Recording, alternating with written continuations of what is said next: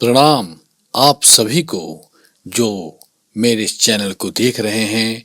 आज हम भगवान परशुराम जी के बारे में बातें करेंगे। श्री भगवान परशुराम जी की जीवन चरित्र कथा। ओम जमदग्न्याय नमः। आर्य जीवन के प्रारंभ की सुबह आर्यों की मुख्य जातियां पंजाब में निवास कर रही थीं। कुछ आर्यों ने गंगा जमुना किनारे राज्य स्थापित कर लिए थे, तो दूसरी जातियों ने मथुरा के प्रदेश को छोड़कर नर्मदा किनारे निवास बना लिया था। सरस्वती और हस्तवती का प्रदेश, जो आज सरहिंद जिले के आसपास है, आर्यों का केंद्र था। यही वास्तविक आर्यव्रत था। वैदिक काल में भृगुवंश एक प्रचंड शक्ति था। ऋचिक, जमदग्नि, परशुराम, शुक्राचार्य, देवयानी, च्यवन सुकन्या, रेणुका, सत्यव्रती और मार्कंडेय, वशिष्ठ, विश्वामित्र महाप्रतापी व्यक्ति थे। महाभारत में तो भार्गवों का उल्लेख कई बार किया गया है। ऋषियों में यदि किसी को ईश्वरीय अवतार स्वीकार किया गया तो भगवान परशुराम जी को हिमालय में निर्मित परशुराम सिंह से लेकर त्रावणकोर तक के स्थान इनके पुण्य स्मरणों से अंकित हैं। संपूर्ण भारत इनके प्रताप से ज्वलंत हो उठा था। आर्यों की पवित्र भूमि में यदु और पुरु, भरत और त्रित्सु, तुर्वसु, अनु और द्रुह्यु, जन्हु और भृगु जातियां निवास करती थी। वहां आर्य संस्कार और धर्म के संस्थापक महर्षि वशिष्ठ और विश्वामित्र, जमदग्नि और अंगिरा, गौतम और कण्व के आश्रमों से नित्य दिव्य ऋचाओं की ध्वनियां निकलती थीं। जो ऋचाओं का उच्चारण करते थे वे ऋषि मंत्र दृष्टा, और जो राज करते वो चक्रवर्ती राजा होते थे, और जो तप करते वो ऋषि कहलाते थे।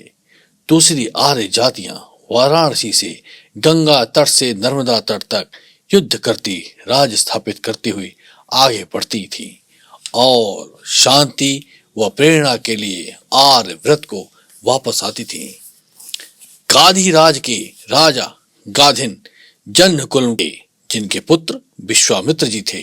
गाधिन के पास भृगु जाति और काण्व कुल के औरव ऋचिक आए और उन्होंने 1000 काले घोड़े गाधिन को देकर प्रसन्न कर उनकी पुत्री सरस्वती से विवाह किया।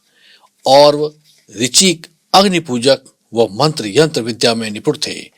अथर्ववेद पर उनका अधिकार था और उन्होंने अग्नि से अग्नि उत्पन्न की, ऐसा उनका दावा था। शुक्राचार्य अनार्य जाति के आदि गुरु थे। वे पुरु, यदु, अनु, द्रुह्यु और तुर्वसु, इन 5 जातियों के राजा ययाति राजा के ससुर भी थे। उनके आचार विचार शुद्ध नहीं थे, परंतु यह आर्यव्रत के बाहर, जहां आर्यों के संस्कार बहुत शुद्ध नहीं थे, वहां अनार्यों के साथ संबंध भी करने लगे थे। वहां भृगुओं का धार्मिक बल बहुत दृढ़ था। ऋचिक और सरस्वती से जमदग्नि का जन्म हुआ तो उधर गाधी के पुत्र विश्वामित्र ने भी जन्म लिया। दोनों का जन्म लगभग एक साथ ही हुआ और उनका पालन पोषण भी एक साथ हुआ। मामा भांजे में आर्यव्रत के ऊंचे आर्य संस्कार प्राप्त किए। ऋग्वेद में एक ही ऋचा के संयुक्त मंत्र दृष्टा जमदग्नि और विश्वामित्र दोनों ही हैं। ऋचिक और की महान सत्ता और प्रभाव काफी दूर तक फैला था। सिंधु से भागीरथी तक, मधुरा से नर्मदा तक उनका बोलबाला था।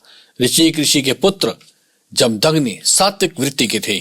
पिता ऋचिक के देवलोक गमन के बाद जमदग्नि ने इक्ष्वाकु वंश की राजकन्या रेणुका जी के साथ विवाह कर निर्मल और सांसारिक जीवन यापन करने लगे।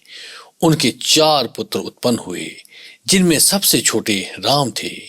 इनका जन्म वैशाख शुक्ल तृतीया तिथि को हुआ था। वे सर्वशास्त्र संपन्न थे।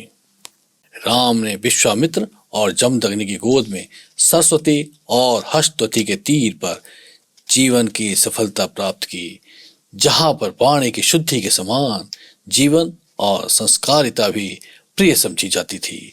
जहां आर्य संस्कारों की रक्षा जीवन की सफलता थी। आज हम आपको बस यहीं तक कथा सुनाएंगे। अगली कथा जानने के लिए आप हमारे चैनल को सब्सक्राइब करें और घंटे को दबा दें, ताकि नोटिफिकेशन आप तक हर कथा की पहुंचती रहे। और हमारे इस चैनल को आप ज़्यादा से ज़्यादा लोगों तक पहुंचाने के लिए शेयर जरूर करें, लाइक और कमेंट भी करें। जय परशुराम आप लिखकर कमेंट कर सकते हैं। धन्यवाद।